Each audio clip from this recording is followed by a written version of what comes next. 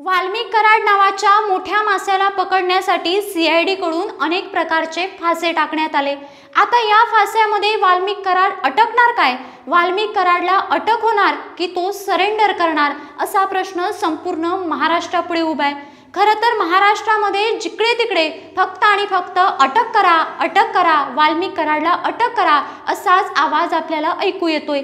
खरं तर संतोष देशमुख यांच्या खुनाचा गुन्हा अजूनही वाल्मिक कराडवर दाखल झालेला नाही, मात्र तरी सुद्धा अनेक राजकारणी, अनेक महाराष्ट्राची जनता सुद्धा वाल्मिक कराडच या हत्येला जबाबदार आहे असा सूर लावताना आपल्याला पाहायला मिळते। आता एकंदरीतच या संपूर्ण विषयाची माहिती घेत असताना वाल्मिक कराडची समोरची कृती काय असणार आहे हे बघणं अतिशय महत्त्वाचं ठरणार आहे। तेव्हा नमस्कार, मी वैष्णवी आणि तुम्ही बघत आहात काहीतरी विशेष।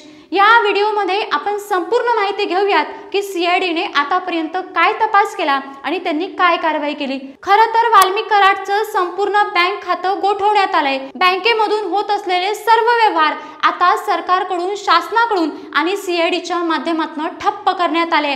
म्हणजे वाल्मिक कराड हा कुठेही असला तरी त्याला बँकेतनं पैसे काढता येणार नाही किंवा त्याला पैशाचा व्यवहार करता येणार नाही। एकट्या वाल्मिक कराडला पकडण्यासाठी देशभरात 150 कर्मचारी काम करत आहेत। 9 पथकांच्या खाली असलेले 150 कर्मचारी फक्त आणि फक्त वाल्मिक कराडचा शोध घेत आहेत।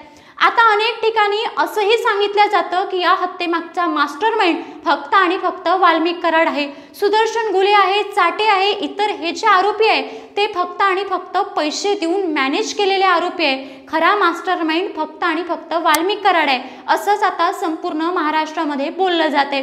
असंच एकंदरीत असताना वाल्मिक कराडचं शेवटचं लोकेशन सापडलं ते म्हणजे मध्य प्रदेशातील उच्च नेते। आता असंही बोलल्या जाते की वाल्मिक कराड हा महाराष्ट्र सोडून मध्य प्रदेशात आहे का, किंवा तो नागपूरमध्ये आहे का, किंवा तो परळीतच आहे, अशा अनेक प्रकारच्या शंका घेतल्या जाऊ शकतात।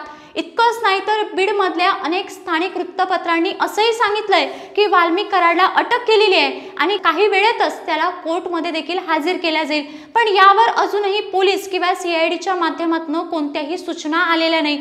त्यामुळे वाल्मिक कराडला अटक झाली की नाही झाली याचा अंदाज आपण अजूनही लावू शकत नाही। मात्र वाल्मिक कराडला पकडण्यासाठी जवळपास 100 लोकांच्या चौकशा करण्यात आल्या आणि त्यामध्ये वाल्मिक कराडची पत्नी मंजरी कराड आणि संध्या सोनवणे या 2 महिला महत्त्वाच्या ठरल्या। सगळ्यात जास्त वेळ चालणारी या दोघींची चौकशी होती। आता या चौकशीतनं नक्की काय बाहेर आलं आणि सीआयडीला काय पुरावे भेटले हे सुद्धा बघणं अत्यंत गरजेचं आहे। यानंतर ज्यावेळी सुदर्शन गुलेची गाडी सापडली त्या गाडीमध्ये सीआयडीला 2 फोन सापडले। त्या फोनमध्ये अनेक व्हिडिओ सापडले। त्या व्हिडिओच्या माध्यमातून अशी गोष्ट समोर आली की संतोष देशमुख यांना 4-5 ठिकाणी मारण्यात आलं। म्हणजे त्यांना फक्त एकाच ठिकाणी मारून खून करण्यात आला नाही तर वेगवेगळ्या 4-5 ठिकाणी त्यांना मारण्यात आलं आणि अतिशय त्रास देऊन त्यांना मारण्यात आलं असं सुद्धा सांगितलं जातंय। आता एकंदरीतच हा संपूर्ण प्रकार बघत असताना त्या गाडीमध्ये काही लोकांचे ठसे देखील उमटले असं देखील सीआयडीच्या माध्यमातून सांगितलं जाते। दुसरा मुद्दा बोलत असताना त्या फोनमध्ये कुठल्या तरी बड्या नेत्याचा फोन सापडला। वारंवार त्या बड्या नेत्याला फोन केला गेलं असं सुद्धा चौकशीतनं आता समोर आल्याचं दिसतंय। आता तो नेता नक्की कोण असेल? संध्या सोनवणे आणि वाल्मिक कराडच्या पत्नीला जी चौकशी केली त्या चौकशीतनं काय समोर आलं?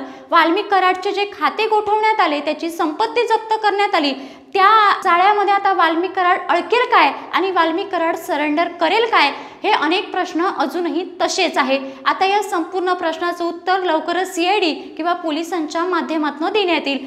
पण त्वरित तुम्हाला असं काय वाटतं की वाल्मिक कराड सरेंडर होईल की त्याला सीआयडीच्या माध्यमातून अटक केल्या जाईल? तुम्हाला या बाबतीत काय वाटतं आम्हाला कमेंट करून नक्की कळवा आणि अशाच पद्धतीचे नवनवीन अपडेटेड व्हिडिओ पाहण्यासाठी काहीतरी विशेष या चॅनलला सबस्क्राईब करायला विसरू नका।